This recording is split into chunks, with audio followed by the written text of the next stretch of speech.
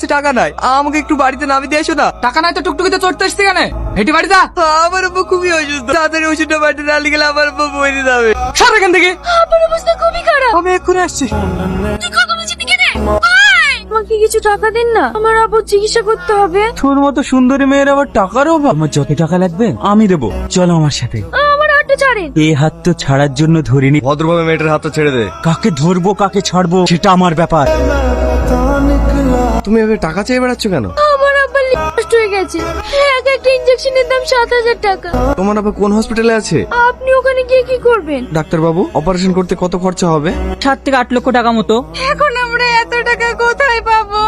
আপনি অপারেশনের ব্যবস্থা যত টাকা লাগে আমি দেবো। আপনি যে উপকার করলেন এই ঋণ আমরা কোনোদিন শোধ করতে পারবো না। আমার চোখের সামনে আমার আব্বাকে বিনা চিকিৎসা ছটফট করে মরতে দেখেছি। আজ টাকা পয়সা সব আছে, কিন্তু আব্বা নেই। আজ থেকে তোমার আব্বা না হয় আমার আব্বাই হল। তোমার মতো আমার একটা ছেলে ছিল, বাপের জন্য ওষুধ আনতে গিয়ে অ্যাক্সিডেন্টে মারা গেছে। আমিও তো আপনাদের সন্তানের মতো, আমি টাকার ব্যবস্থা করছি।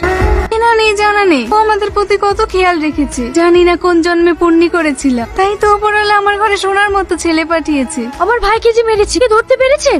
না ম্যাম, এখনো পর্যন্ত আসামিকে ধরতে পারলেন না? আপনারা কোনো চিন্তা করবেন না, অল্প দিনের মধ্যে আসামিকে গ্রেফতার করব। আমরা এখন আসছি।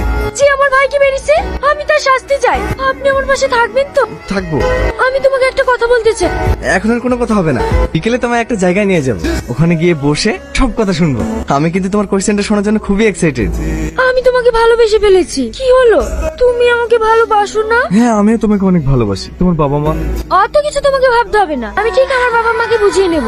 তুই না আর আগুন দুজন দুজনকে খুব ভালোবাসে। তুমি আরেকটু সুস্থ হলে ওদের 4 হাত এক করে দেবো। লজ্জায় ছেলেটার মুখ লাল হয়ে গেছে।